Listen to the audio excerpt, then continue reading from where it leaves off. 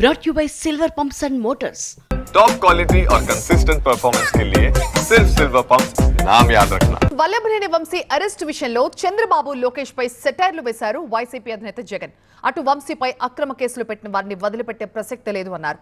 మరోవైపు టీడీపీ నేతలు తమకి అనుకూల వాతావరణం ఏర్పడే వరకు తొలి మున్సిపల్ వైస్ చైర్మన్ ఎన్నికను వాయిదా వేసేలాగా ఉన్నారన్నారు జగన్.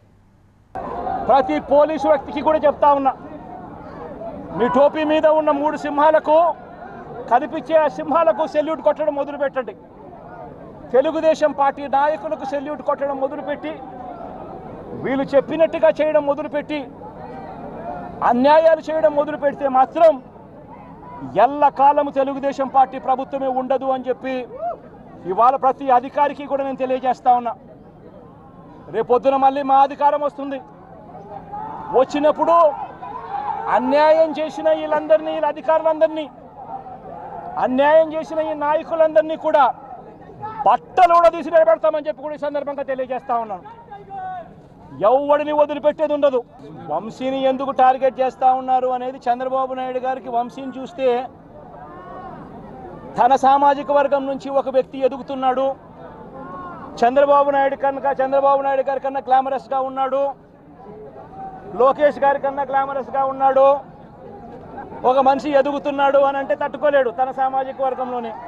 అందుకనే కొడాలని నేను చూసినా ఆ మనిషికి జీర్ణించుకోలేని ఆక్రోశము, వంశీని చూసినా కూడా జీర్ణించుకోలేని ఆక్రోశము.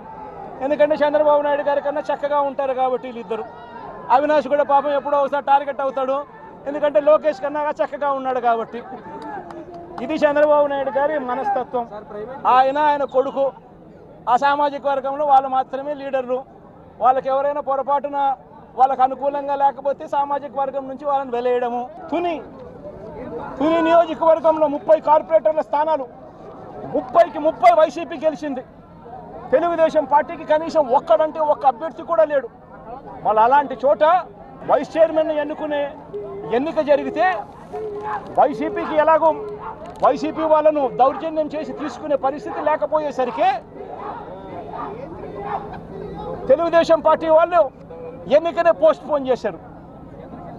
అంటే వీళ్ళకి అనుకూలమైన వాతావరణం వచ్చేదాకా ఎన్నికలు జరపరు. కోర్టు పర్యవేక్షణలో ఉన్న కేసులకు సంబంధించిన పరిస్థితులు ఇవి.